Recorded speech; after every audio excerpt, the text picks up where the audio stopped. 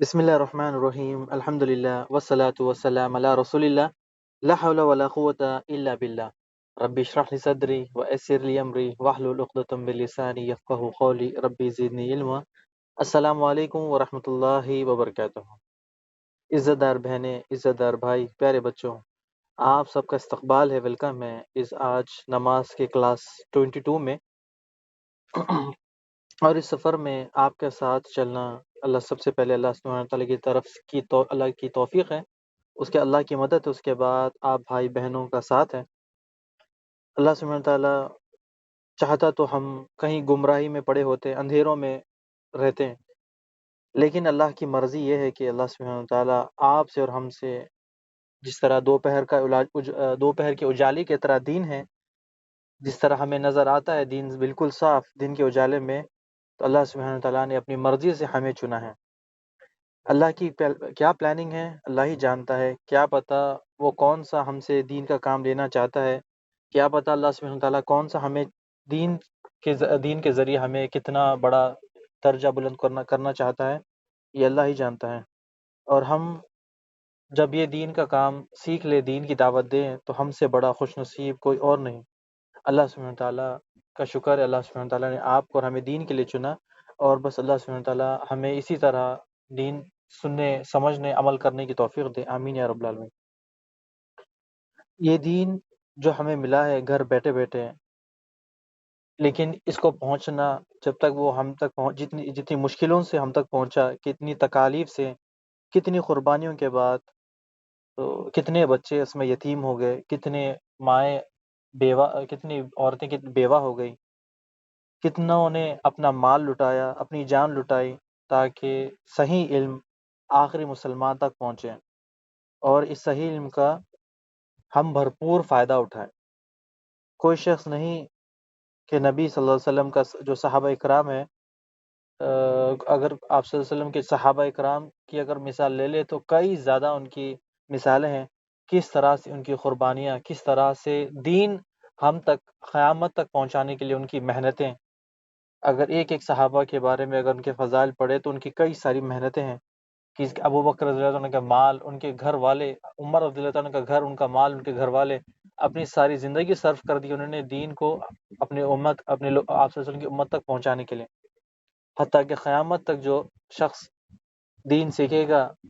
تو وہ اللہ، اس کے رسول اور صحابہ کرام کے نیکیوں میں اضافہ ہوتے جائے گا، کیونکہ انہوں نے تو ہمیں علم سکھا دیا، جو ذریعہ بنے تھے، آپ صلی اللہ علیہ وسلم ذریعہ بنے، جس طرح ابراہیم علیہ السلام کے بعد ابراہیم علیہ السلام ذریعہ بنے، ہم جتنے بھی قربانیاں کرتے سارا اجر ان کو، یعنی اتنا اجر ہمیں بھی ملتا ہے، اتنا اجر ابراہیم علیہ السلام کو ملتا ہے، جتنا ہم حج اور عمرے کرتے ہیں، جتنا ہم کرتے ہیں، اتنا اجر و ثواب ابراہیم علیہ السلام، اسماعیل علیہ السلام کو بھی ملتا ہے۔ یعنی یہ ہے علم سیکھنے کا، عمل کرنے کا، انہوں نے علم ہمیں بتا دیا، لگا کے چھوڑ دیا، ہمارے لیے اجر ہے ان کے لیے، اور ہمارے لیے اجر ہی اجر ہے۔ ہم دین کیوں نہیں سیکھتے؟ ہم دین کیوں نہیں سیکھتے؟ جب اگر اللہ سبحانہ تعالیٰ اگر ہم سے سوال کر لے، اللہ کے نبی صلی اللہ علیہ وسلم نے ہم سے اگر پوچھ لیا قیامت والے دن، کیوں تم نے دین نہیں سیکھا؟ کیا تمہیں پتہ نہیں کہ ہماری کتنی قربانی تھی؟ کس چیز نے تمہیں اللہ کے دین سے روکا؟ ایمان والوں کے لیے سوال سمجھ، اگر ان کو ایمان والوں کو یہ سوال سمجھ میں آ گیا کہ اس کی پٹری ٹھیک ہو جائے گی، جب اسے یہ سوال سمجھ میں آ جائے گا کہ اللہ کے نبی صلی اللہ علیہ وسلم سوال جب پوچھیں گے کہ ہماری کتنی قربانیاں تھیں اس دین کی خاطر، اس علم کی خاطر، تم نے کیوں اس پہ عمل نہیں کیا، کیوں اس کو نہیں سیکھا، کیا جواب دیں گے ہم؟ اور ایمان والوں کو ان کا یہ علم سیکھنا مبارک ہو، کیونکہ جو بوئیں گے وہ پائیں گے۔ آپ کو جس نے وہ پورا ہماری جو مثال ہے، جو بوئے گا وہی پائے گا، تو یہی ہے، یعنی جو علم سیکھا ہم نے، عمل کیا اور لوگوں کو سکھایا، یہی ہمارے لیے فائدہ ہے دنیا اور آخرت کے لیے۔ لاسٹ کلاس کے سوال اور ریویژن حل کرتے ہیں انشاءاللہ، اس کے بعد آگے بڑھتے ہیں۔ سب سے پہلے جس طرح آپ کو بتایا، ہمارا معمول ہے کہ ہم ہر کلاس میں اپنے ریویژن کرتے ہیں پچھلے، تاکہ ہمیں یاد ہو کہ ہم نے کیا پڑھا تھا پچھلی کلاس میں اور اس کے سوالات کیا تھے، ورنہ پھر شیطان ہمیں بھلا دے گا۔ سب سے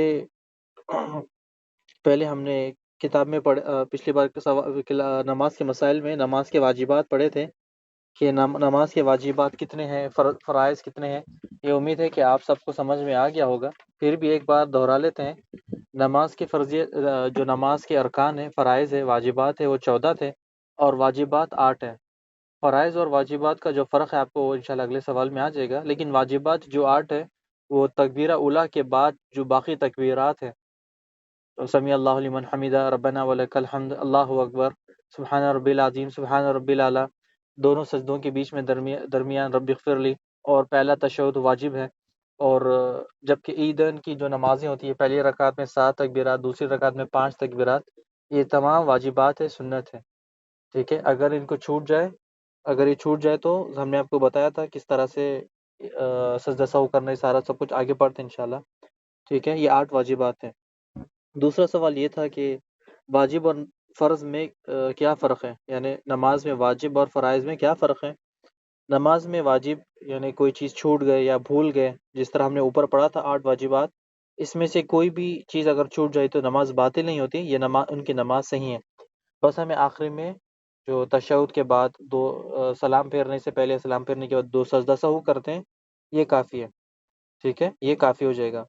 نماز میں فرائض کا ارکان اگر چھوٹ جائے یا بھول جائے تو کیا کرنا ہوگا، ہمیں نماز دہرانی پڑے گی، سلام پھیرنے کے بعد سجدہ سہو بھی کرنا پڑے گا،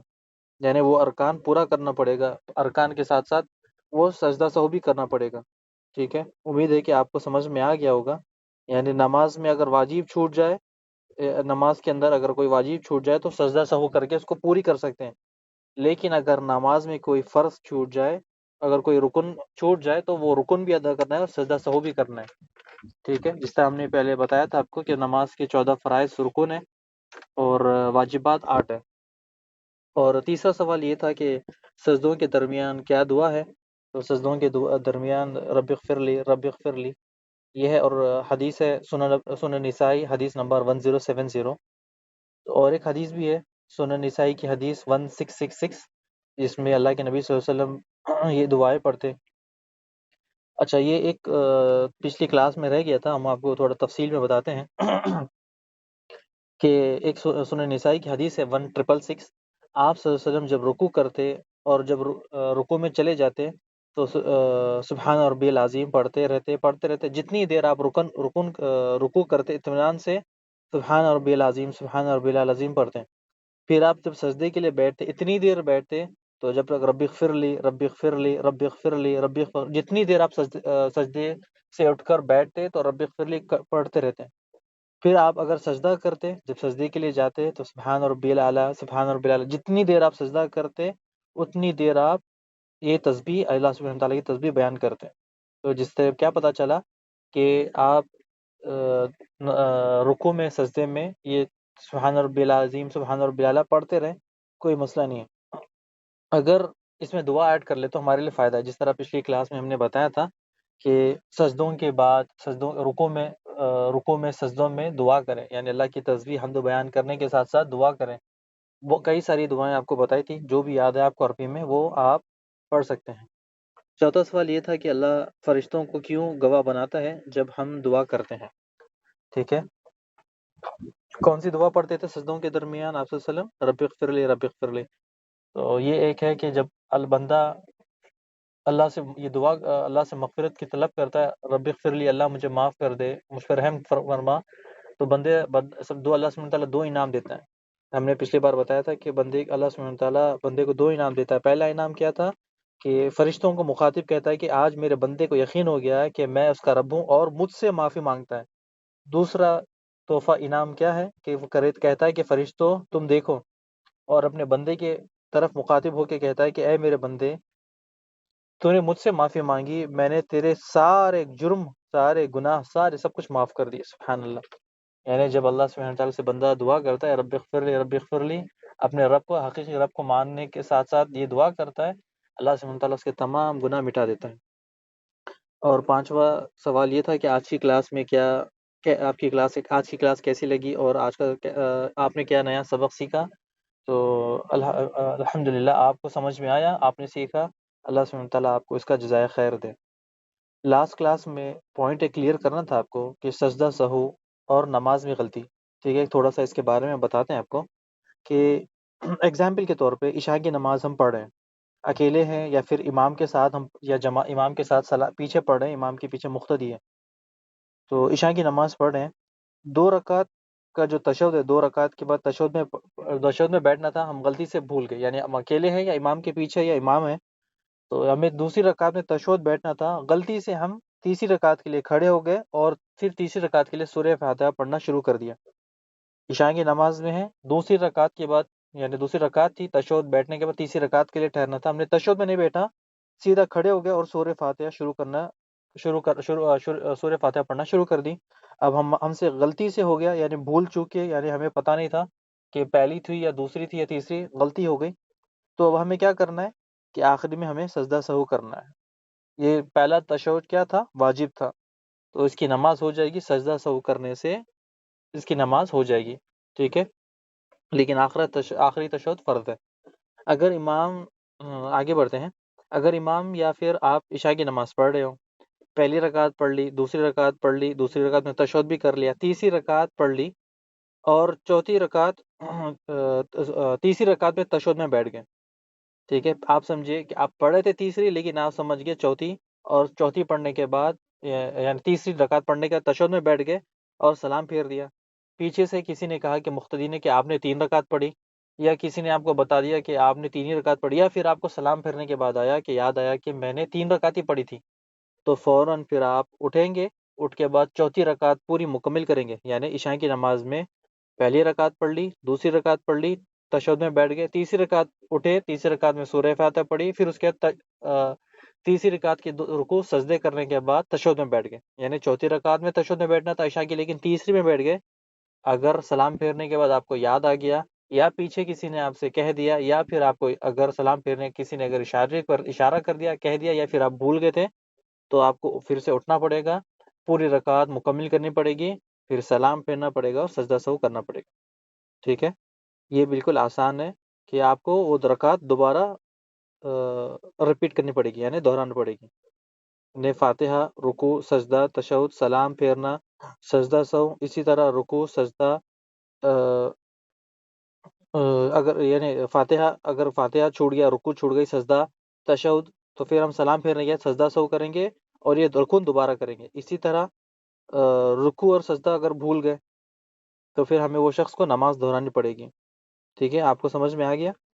کہ اگر میں نے 2 رکعت میں 2 رکعت 2 رکعت 2 رکوع 2 رکعت نماز پڑھے تھے، جس میں رکوع ہی بھول گئے یا پھر سجدہ بھول گئے، یا 2 سجدے کے بعد ایک سجدہ کرنا بھول گئے، تو پھر اسے نماز دہرانا پڑے گا، ٹھیک ہے۔ کیا کرنا ہے؟ بالکل آسان طریقہ ہے، بالکل آسان فارمولا ہے آپ کو سمجھانے کے لیے، کہ بس آپ یاد رکھیں، بھول جائے، یاد نہیں، پتہ نہیں کہ کتنے رکعت آپ نے پڑھی یا کتنے رکعت آپ نے پڑھنے باقی ہے، یعنی مثال کے طور پر عشاء کی رکعت ہے، آپ کو 3 رکعت آپ نے پڑھی، آپ کو سمجھنا ہے کہ چوتھی پڑھنا تھا یا میری دوسری ہے یا تیسری ہے یا چوتھی ہے، یعنی آپ کنفیوز ہو گئے کہ اب آپ، یعنی میں آپ کو سمجھا رہا ہوں، آپ کنفیوز نہ ہو جائے کہ عشاء کی نماز پڑھ رہے ہیں آپ، ٹھیک ہے، جس میں آپ رکوع بھی کرتے ہو، سجدے بھی کرتے ہو، آگے کبھی کبھی انسان سے غلطی ہوتی ہے، بھول جاتی ہے، بچے ستاتے ہیں یا پھر کچھ معاملات ہو جاتے ہیں، کوئی باہر آ جاتا ہے، آپ نماز پڑھ رہے تھے عشاء کی، تو آسان فارمولا ہے، بالکل آسان، آپ یاد رکھیں کہ اگر سجدہ، رکوع، سورہ فاتحہ یہ چیز چھوٹ گئی تو یہ دوبارہ کرنا ہے، اگر اس میں کوئی ہماری واجبات چھوٹ گئے تو اس کو سجدہ سہو سے پورا کر لیں گے۔ اسی طرح نماز پڑھے تھے عشاء کی، آپ پہلی رکعت پڑھ لی، دوسری رکعت پڑھ لی، دوسری کی رکعت کے بعد تیسری رکعت کے لیے اٹھے آپ، اور آپ کو یاد ہی نہیں کہ میری تیسری رکعت ہے چوتھی رکعت ہے، یعنی آپ کو یاد نہیں کہ میں نے کون سی رکعت پڑھنی تھی، تیسری یا چوتھی، تو آپ کم والی دیکھیں گے، یعنی آپ تیسری رکعت آپ پڑھ لیں گے، اس کے بعد یعنی چوتھی رکعت پڑھیں گے، تیسری رکعت یعنی آپ تیسری رکعت کے لیے ٹھہر گئے، آپ بولیں گے کہ میری دوسری تھی یا تیسری تھی، اگر چلے پھر آپ نے 3 رکعت پڑھ لی یا پھر 4 رکعت پڑھ لی، 4 رکعت کے بعد آپ سمجھے کہ میں نے 3 ہی رکعت پڑھی، تو آپ 3 رکعت کو کنفیوز ہو جائیں گے، یعنی 3 پڑھا یا 4 پڑھا، 3 پڑھا یا 4 پڑھا، تو آپ 3 4 کو چھوڑنے، سب سے پہلے آپ کو کیا کرنا ہے، دل میں آپ کو اطمینان رکھنا ہے، دل کو سکون کرنے کے لیے آپ کو 3 ہی گننے ہیں، یعنی آپ نے 4 ہی پڑھے عشاء کے، 1 رکعت پڑھ لی، دوسری رکعت پڑھ لی، تیسری پڑھ لی، چوتھی پڑھ لی، اب آپ کو کنفیوز ہے کہ میں نے چوتھی پڑھی تھی یا تیسری پڑھی تھی، چوتھی پڑھی یا تیسری پڑھی، تو آپ کو کیا کرنا ہے، کاؤنٹ 3 ہی کرنا ہے، کاؤنٹ 3 ہی کرنا ہے، ایک چوتھی اور یعنی ایک ایڈ کریں گے تو 5 رکعت ہو جائے گی، اس کے بعد 5 کر کے آپ سجدہ سہو کرنا ہے۔ اسی طرح عمرے میں بھی ہوتا ہے کہ عمرے میں آپ ایک طواف کرتے ہیں، 2 کرتے ہیں، 3 کرتے ہیں، چوتھا کرتے ہیں۔ اب آپ کو یاد نہیں کہ چوتھا تھا میرا یا 5واں تھا، یعنی ابھی کنفیوز ہو گیا 4 اور 5 کے بیچ میں، تو آپ 5 کو چھوڑیں گے، چوتھے کو لیں گے، چوتھے کو پکڑیں گے، چوتھے کو کریں گے، 5واں کریں گے، چھٹا کریں گے، 7واں کریں گے، آپ کا ایک طواف ایکسٹرا ہو گیا، یعنی ایک طواف آپ کا ایکسٹرا ہو گیا، اس کوئی حرج نہیں ہے۔ اسی طرح نماز میں بھی آپ نے پہلی پڑھ لی رکعت، دوسری پڑھ لی عشاء کی، تیسری پڑھ لی، چوتھی پڑھ لی، تشہد کے بعد پھر اٹھ کے ٹھہر گیا، یا پھر تشہد میں ڈاؤٹ ہو گیا کہ میں نے 2 پڑھے یا 3 پڑھے، یا 3 پڑھے یا 4 پڑھے، تو آپ کو کم والی گننی ہے، یعنی کم والی گننی ہے، پھر ایک ایکسٹرا ایڈ کرنی ہے۔ یہ آسان طریقہ ہے، آسان فارمولا ہے، امید ہے کہ آپ کو سمجھ میں آ گیا ہوگا کہ دل میں یہ رکھے، کم تر رکعتوں کو دل میں رکھیں، کہ اگر آپ نے 4 پڑھ لی تھی اور ڈاؤٹ ہے کہ چوتھی تھی یا 5ویں تھی، تو آپ 3 کو رکھیں، آگے آپ جب چوتھی پڑھو گے آپ کی 5ویں ہو جائے گی، لیکن آپ سجدہ سہو کریں، انشاءاللہ یہ آپ کی نماز ہو جائے گی۔ اور سجدہ سہو کا طریقہ اور سجدہ سہو کس طرح سے کرتے ہیں پہلے بتا دیتے ہیں آپ کو، کہ امید ہے پچھلے والا سمجھ میں آ گیا ہوگا، ورنہ دوبارہ آپ ریکارڈنگ سنیں، پھر بھی ایک بار دوہرا دوں کہ 3 رکعت عشاء کی نماز میں اکثر ہوتا ہے 3 رکعت یا 4 رکعت میں، یعنی آپ تیسرے میں ہو یا چوتھے میں آپ کنفیوز ہو جاتے ہو، آپ نے تیسری رکعت پڑھ لی تھی، چوتھی کے لیے آپ کو پڑھنا تھا لیکن آپ کنفیوز ہو گئے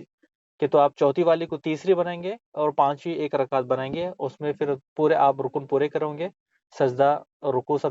سجدہ سب کریں گے، تشہد بیٹھیں گے، سلام پھیرنے کے ساتھ 2 رکعت سجدہ سہو کر کے سلام پھیر دیں گے، ختم انشاءاللہ، یہ آسان ہے۔ اب سجدہ سہو کا طریقہ کیا تھا کہ نماز میں اگر غلطی ہو گئی، نماز میں کوئی کمی ہو گئی، یعنی نماز میں کوئی زیادہ ہو گیا یا پھر نماز میں شک ہو گیا، تو آپ کو سجدہ سہو کرنا ہے۔ لاسٹ رکعت میں آپ تشہد میں بیٹھیں گے، درود پڑھیں گے، پھر دعا پڑھیں گے، پھر اس کے بعد سجدہ کریں گے، اللہ اکبر، پھر اٹھیں گے، پھر اس کے بعد کریں اللہ اکبر، پھر اٹھیں گے، اس کے بعد سلام پھیر دیں گے، یا پھر تشہد پڑھیں گے آخری رکعت کا، درود ابراہیم دعا پڑھیں گے، سلام پھیر دیں گے، پھر اللہ اکبر کہیں گے، پھر اٹھیں گے، پھر اللہ اکبر کہیں گے، پھر اٹھیں گے، سلام پھیر دیں گے، یعنی تشہد ایک ہی بار پڑھنا ہے، یہ آپ کو ختم ہو گیا، یعنی السلام علیکم ورحمۃ اللہ، السلام علیکم ورحمۃ اللہ، یہ سجدہ سہو کا طریقہ ہے، ٹھیک ہے۔ آج کی کلاس شروع کرتے ہیں، کلاس نمبر 20 ہے، اس میں ہمارا ٹائم بہت زیادہ لگ گیا ہاں سجدہ سہو میں۔ آج کی جو کلاس ہے اس کی جو ہم پڑھیں گے نماز کی شرطیں، نماز کی 9 شرطیں ہیں۔ پچھلی کلاس میں ہم نے پڑھا تھا کہ امامت کے مسائل میں کہ کون شخص امامت کروا سکتا ہے، مومس بچہ، مسافر، تیمم، اسی طرح مریض، نابینا شخص امامت کروا سکتا ہے۔ اذان کے مسائل میں ہم نے پڑھا تھا کہ اذان کون دے سکتا ہے، ایماندار ہو، سمجھدار شخص ہو، مسلمان ہو، مرد ہو، اذان کی ترتیب ہو اور مسلسل اذان دی جائے اور وقت کے اندر بلند آواز سے سنت کے مطابق۔ ایسے ہی نماز کی 9 شرطیں ہیں، نماز کی 9 شرطیں ہیں، آپ کو انشاءاللہ ایک پہلے پڑھ لیتے ہیں، اس کے بعد اس کو آرام سے ڈیٹیل سے پڑھتے ہیں۔ سب سے پہلی شرط اسلام ہونا، دوسری چیز عقل،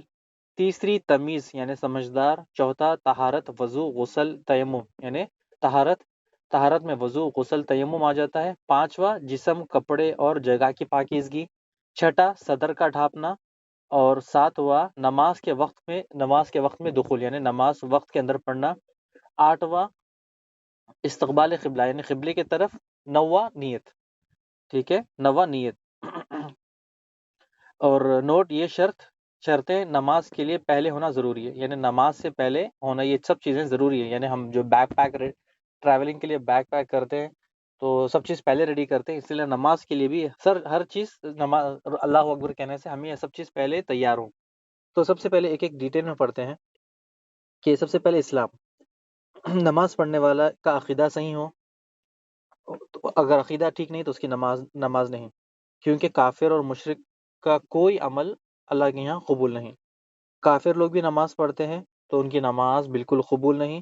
اللہ کو پکارنے والے، سجدہ کرنے والے، غیر اللہ کو نذر و نیاز چڑھانے والے، ان کی بھی کوئی نماز قبول نہیں، یعنی ان کی کوئی عبادت قبول نہیں، کیونکہ آپ کو پتہ ہے کہ سجدہ، رکوع، نیاز، نذر، قربانی، نماز یہ صرف اللہ کے لیے، غیر اللہ کے لیے نہیں ہے۔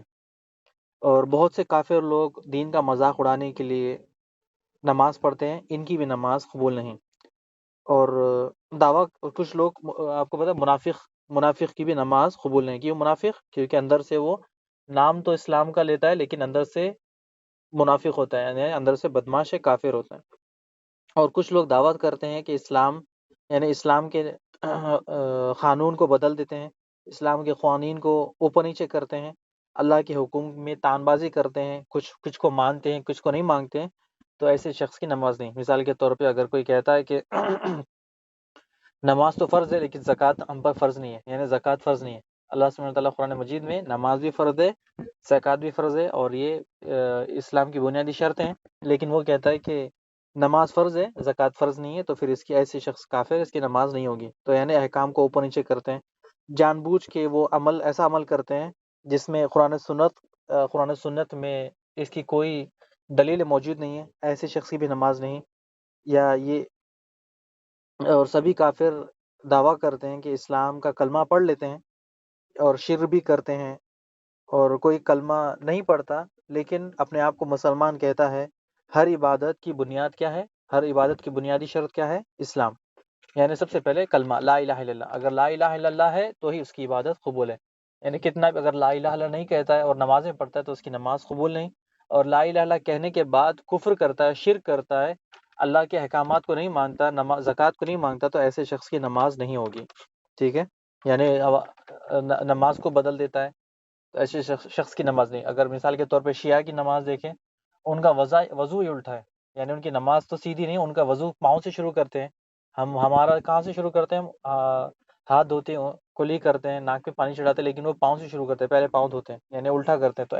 ایسے شخص کی بھی نماز نہیں. اور اگر آگے بڑھتے ہیں، کلمہ پڑھ کر عمل کرنے والا مسلمان، اسی کی نماز قبول ہے. اگر کوئی کلمے کے نام پر کہتا ہے کہ میں نے کلمہ پڑھ لیا اور اپنے اوپر کلمہ کا لیبل چپکا لیا، لیکن پگڑی پہنتا ہے، سوپ پہنتا ہے، آستانوں پر بیٹھتا ہے، عمل نہیں کرتا، تو ایسے شخص کی نماز نہیں. ٹھیک ہے، ایسا شخص مسلمان ہی نہیں اور ایسا شخص کی نماز ہی نہیں. اگر آپ کو وہ ہم نے بتایا تھا پچھلی کلاسوں میں کہ نماز فرق کرتی ہے مومن اور کافر کے بیچ میں. نماز کیا کرتی ہے؟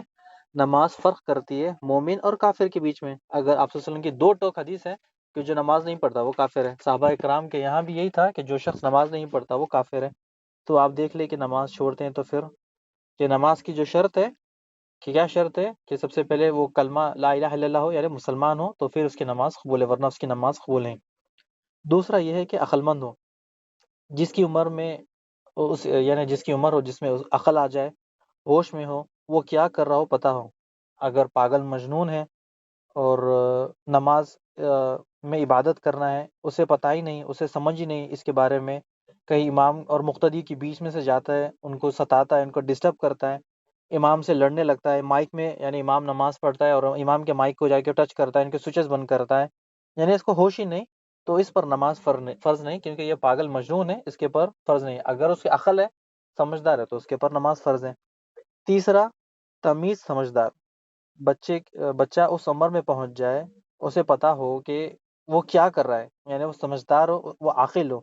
نماز پڑھتے وقت اسے پتا ہو کہ فرض کیا ہے، سنت کیا ہے، سجدہ کیا ہے، رکوع کیا ہے، رکوع میں کیا پڑھنا ہے، سجدے میں کیا پڑھنا ہے. تو اگر ایسا بچہ ہے، سمجھدار ہو، تمیزدار ہو، تو اس کے اوپر نماز فرض ہے. اگر بچہ چھوٹا ہے، اسے تمیز نہیں، سمجھ نہیں، اگر وہ نماز پڑھتا ہے تو یعنی ماں باپ کبھی مسجد لے جاتے ہیں اس کو اپنے ساتھ، یا وہ نماز پڑھتا ہے تو وہ نماز پڑھ سکتا ہے، لیکن اس کی نماز صحیح نہیں. ٹھیک ہے،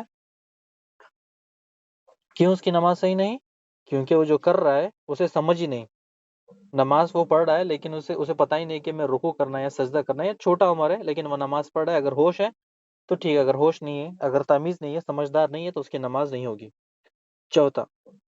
طہارت میں تین چیزیں آتے ہیں: وضو، غسل، تیمم. دوسرے الفاظ میں اگر کہتے ہیں رفع الحدث. یاد آ گیا سب کو رفع الحدث کس کو کہتے ہیں؟ تو ہم نے طہارت کے مسائل میں پڑھا تھا کہ بنا وضو سے وضو کی حالت میں آنا، یعنی غسل نہیں ہے، غسل کی حالت میں آنا، اس کو کہتے ہیں رفع الحدث. لوگ آج بھی بنا وضو کے نماز پڑھتے ہیں. کچھ لوگ تو ایسے ہیں کہ حرم میں پانی موجود ہے مگر استعمال نہیں کرتے، دیوار سے وضو کرتے ہیں. عجیب لوگ ہیں، یعنی پانی ہے، ہر چیز موجود ہے لیکن دیوار سے وضو کرتے ہیں، یعنی بنا پانی کے وضو کرتے ہیں کیونکہ ان کی بچپن سے ٹریننگ ایسی ہوئی ہے کہ آپ دیوار کے ساتھ یا کسی گاڑی کے ساتھ یا پھر کہیں پر بھی ٹھہرے ٹھہرے آپ وضو کا پانی نہیں ہے، بس وضو کی حرکت کریں، آپ سمجھیں کہ پانی کھلا ہے، ٹیب آپ کا کھلا ہے، نل کھلا ہے، آپ پانی لو، ہاتھ دھو، کلی کرو، وضو کرو چہرہ دھو، ہاتھ دھو، پاؤں دھو، یہ سارا سب کچھ کرتے ہیں۔ یعنی بچپن سے ان کی ٹریننگ ایسے ہی ہوتی ہے کہ وضو ایسا بھی کر سکتے ہیں۔ یہ دین میں نئی چیز لے کر ایجاد کرتے ہیں، دین میں خود بھی عمل کرتے ہیں، اپنے بچوں کو بھی یہی سکھاتے ہیں۔ یعنی آپ دیکھیں کہ ایک تمیزدار انسان، سمجھدار انسان کھانے کے لیے ہینڈ واش کرتا ہے، پانی استعمال کرتا ہے، سوپ استعمال کرتا ہے، ڈٹرجنٹ استعمال کرتا ہے، یا کوئی بھی لکوڈ استعمال کرتا ہے ہینڈ واش کے لیے۔ لیکن یہاں پر جب نماز کی بات آتی ہے تو نماز کے لیے وضو نہیں، پانی استعمال نہیں کیا جاتا، تو یہ بالکل غلط ہے۔ آپ ایک ویڈیو بھی دیکھ سکتے ہیں، اس ویڈیو میں بھی انشاءاللہ آپ کو اپلوڈ کر دیں گے کہ بنا وضو کے، پانی کے وہ لوگ وضو کرتے ہیں۔ اچھا، اس کا طہارت میں ایک وضو ہو گیا، غسل ہو گیا۔ غسل فرض ہے، یعنی غسل فرض ہو گیا اس پر، یہ طہارت کے مسائل میں ہم نے پڑھا تھا کہ اگر غسل فرض ہو گیا تو اسے غسل کرنا پڑے گا، اگر وہ بنا غسل کے نماز پڑھتا ہے تو اس کی نماز نہیں۔ یعنی مرد عورت جمع کرتے ہیں، یعنی حیض و نفاس کے معاملے یا منی نکلتی ہے، خارج ہوتی ہے، تو جسی طرح سے اس کے اوپر غسل فرض ہو گیا، اگر وہ غسل نہیں کرتا، ویسے ہی وضو کرتا ہے یا ویسے ہی نماز پڑھ لیتا ہے تو اس کی نماز نہیں۔ تیسرا تھا کہ تیمم، یعنی وضو ہم نے وضو غسل کے بارے میں ہم نے طہارت کے مسائل میں ڈیٹیل سے پڑھا تھا، اور تیمم کے بارے میں ہم نے ڈیٹیل سے پڑھا ہے پچھلی کلاسوں میں، ایک اس کو دوہرا لیتے ہیں۔ تیمم کیا ہے؟ تیمم شرط ہے کہ اگر پانی نہ ملنے کی صورت میں ہم تیمم کر سکتے ہیں۔ یعنی اگر پانی نہیں ملا ہمیں، تو اگر پانی نہیں ملا یا بیمار ہے یا سخت سردی ہے تو جس کی وجہ سے آپ بیمار ہو سکتے ہیں، مرنے کا ڈر ہو، تو آپ پھر پانی استعمال نہیں کریں گے، تیمم کے لیے تیمم کریں گے۔ تیمم کے لیے مٹی جس طرح استعمال کرنا ہے ہم نے طریقہ بھی آپ کو بتا دیا تھا پچھلی کلاسوں میں، کہ نماز کے لیے یہ شرط ہے۔ جو طہارت کے مثال میں نے پڑھ لیا تھا، پورا ڈیٹیلز آپ وہاں سے لے سکتے ہیں۔ یعنی بنا طہارت کے نماز نہیں، بنا وضو کے طہارت نماز نہیں، بنا غسل کے نماز نہیں۔ ٹھیک ہے، سمجھ میں آ گیا آپ کو انشاءاللہ کہ طہارت ضروری ہے نماز کے لیے۔ پانچواں، جسم اور کپڑوں کی جگہ کی پاکیزگی۔ جسم، کپڑوں کی اور جگہ کی پاکیزگی، جسم اور کپڑوں کی طہارت یہ بھی ضروری ہے، اس کے بنا بھی نماز نہیں۔ یعنی جسم اور کپڑے پاک ہوں، جسم اور کپڑے پر اگر ناپاکی ہو تو اس پہ نماز نہیں۔ اگر اگر ہمیں پتہ ہے نماز کے دوران کہ کپڑوں پر گندگی لگی ہے، تو آپ وہ کپڑے چینج کر سکتے ہیں تو چینج کر لے، اتار سکتے اتار لے، نہیں تو پھر آپ چینج کر کے پھر نماز پڑھیں، کیونکہ اس میں نماز نہیں ہوتی۔ اگر نہیں پتہ چلا تو اس میں ہی نماز پڑھ سکتے ہیں، لیکن اگر پتہ ہو تو اس کو دور کر لیں۔ یعنی کپڑوں کی پاکی یعنی طہارت کے مسائل میں ہم نے پچھلے بار پڑھا تھا کہ اگر پیشاب گر جائے، گندگی لگ جائے کپڑوں کو، تو یا تو اس کو صاف کر لے یا تو چینج کر لے، اور اگر نہیں کر سکتے ہیں تو پھر ہمارے لیے کچھ کپڑے اگر نہیں ہے تو پھر اسی میں نماز پڑھیں گے، ورنہ پھر آپ کو آج تو ہر کسی کے پاس الحمدللہ 10-20 جوڑے سے کم نہیں ہے، یعنی کپڑے تو ہر کسی کے پاس ماشاء اللہ ہمارا کبٹ بھرا پڑا ہے۔ تو ہمارے لیے ہے کہ پھر اگر ہمیں پتہ چلے کہ کپڑے خراب ہو تو پھر ہم فوراً اس کو چینج کر لیں۔ نماز کے دوران بھی یہ کپڑے چینج کر سکتے ہیں، لیکن چینج کرنے کا کیا ہے، بس اوپر شرٹ نکال کے رکھ دیا ہم نے، دوسرا پہن لیا، یا پھر نماز توڑ کے دوسری کر لیں۔ اگر جوتوں پر لگا ہو تو ویسے جوتوں پہ بھی نماز پڑھ سکتے ہیں۔ آپ صلی اللہ علیہ وسلم کی وہ حدیث سے ہم نے پچھلی بار شاید پڑھا ہوگا، یاد ہوگا آپ کو، کہ دو شخص آپ صلی اللہ علیہ وسلم ایک خبر سے گزر رہے تھے، اور گزرتے ہوئے دیکھا کہ دو خبر والوں پر عذاب ہو رہا تھا، تو ایک اس میں سے ٹھہر کے پیشاب کرتا تھا اور کپڑوں پر چھینٹے گرتے تھے، یعنی پیشاب کی احتیاط نہیں کرتا، تو اسی لیے اس کو یہ عذاب ہو رہا تھا خبر میں۔ ٹھیک ہے، تو سمجھ میں آ گیا ہوگا، یعنی کپڑے پاک صاف ہونا نماز، ورنہ نماز نہیں ہوتی۔ جگہ صاف ہونا، یہ بھی ہم نے طہارت کے مسائل میں پڑھا تھا کہ کس جگہ نماز پڑھ سکتے ہیں۔ حمام اور قبرستان چھوڑ کر زمین میں ہر جگہ نماز پڑھ سکتے ہیں، حتیٰ کہ آپ صلی اللہ علیہ وسلم بکریوں کے باڑے میں بھی ہمیں نماز پڑھنے کا حکم دیا۔ یہ بھی ہم نے طہارت کے حصے میں پڑھا تھا کہ نماز کہاں پڑھ سکتے کہاں نہیں پڑھ سکتے، یعنی جسم کا پاک ہونا، کپڑوں کا پاک ہونا، جگہ کا پاک ہونا، اگر یہ نہیں تو پھر نماز نہیں۔ ٹھیک ہے، اگر یہ نہیں تو نماز نہیں۔ اور جس شخص نے لا علمی سے یا بھول چوک کر ناپاک کپڑوں میں، یعنی ناپاک کپڑوں وغیرہ میں نماز پڑھ لی، اسے دہرانے کی ضرورت نہیں۔ اگر نماز کے دوران ناپاکی معلوم ہو جائے یا یاد آ جائے تو اسے فوراً ناپاکی دور کرنی ہے، یا تو نماز کے دوران اتار کے کپڑے اتار دے، یا پھر نماز کو توڑ کر کپڑے دوسرے پہن لے۔ جس طرح آپ کو بتایا کہ ایک حدیث بھی ہے، اللہ کے نبی صلی اللہ علیہ وسلم نماز پڑھا رہے تھے جوتوں پر، تو جبرائیل علیہ السلام نے آ کر ان سے کہا کہ اللہ کے نبی صلی اللہ علیہ وسلم آپ کے جوتوں پر کیچڑ لگا ہے، تو نماز کے دوران آپ صلی اللہ علیہ وسلم نے وہ جوتے اتار کر نماز پڑھے۔ اسی طرح جیسا آپ صلی اللہ علیہ وسلم نے نماز پڑھی، صحابہ بھی دیکھ لیا، انہوں نے بھی جوتے اتار دیے، تو آپ صلی اللہ علیہ وسلم نے کہا کہ دیکھو مجھے جبرائیل نے بتایا کہ میرے جوتوں پر کیچڑ لگا تھا، یعنی گندگی لگی تھی، اسی لیے میں نے نماز کے دوران جوتے اتار دیے۔ ٹھیک ہے، اگر کسی کی جیب وغیرہ میں لیبارٹری ٹیسٹ کے لیے بوتل ہے، پیشاب یا پیخانہ ہو، تو اسے کیا کرنا ہے؟ اسے دوران نماز نکال کر الگ رکھنا ہے، لیکن اگر کوئی مریض ہے جس کی پیشاب کی تھیلی لٹکی ہوئی ہے اور جسے نکالنا مشکل ہو، تو اسے ویسی حالت میں نماز پڑھنی ہوگی۔ یعنی اگر کوئی مریض ہے، ہاسپٹل میں ہے، لیٹے ہیں، پیشاب کی تھیلی اسے لگی ہے، تو لیٹے لیٹے پیشاب کی تھیلی پہ ہی نماز پڑھے گا۔ ٹھیک ہے، یہ دین نے ہمیں آسانی کر دی ہر چیز کے لیے۔ اور اس کے بعد آگے پڑھتے ہیں۔ چھٹی، سطر کو ڈھانپنا، یہ ایک بڑا ٹاپک ہے اور بہت امپورٹنٹ پوائنٹ ہے، آپ لوگ غور سے سنیں کہ سطر کا ڈھانپنا۔ سطر کیا ہے؟ سطر جسم کا حصہ ہے، یعنی جسم کو ڈھانپنے والا، یعنی جسم کو چھپانے کا حکم دیا اللہ سبحانہ تعالیٰ نے ہمیں۔ مردوں کا سطر کیا ہے، عورتوں کا سطر کیا ہے؟ مردوں کا سطر کیا ہے کہ ناف سے لے کے گھٹنوں تک، یعنی اتنے کپڑے ہونے چاہیے۔ اگر اس کے پاس اس سے زیادہ ہے تو شولڈروں تک، شولڈر کے نیچے تک، یعنی مرد کے لیے کیا ہے کہ اگر کپڑے بالکل نہیں ہے تو اسے کم سے کم ناف سے لے کر گھٹنوں تک کپڑے اس کے چھپے ہوں، یعنی اگر شارٹ پہنتے نا، 3/4 شارٹ اس طرح سے،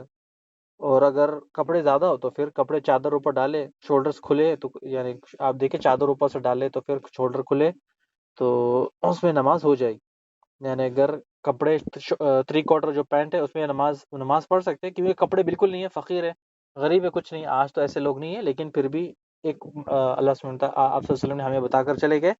کہ اگر کپڑے چھوٹے اتنے ہیں، یعنی اگر آپ کے پاس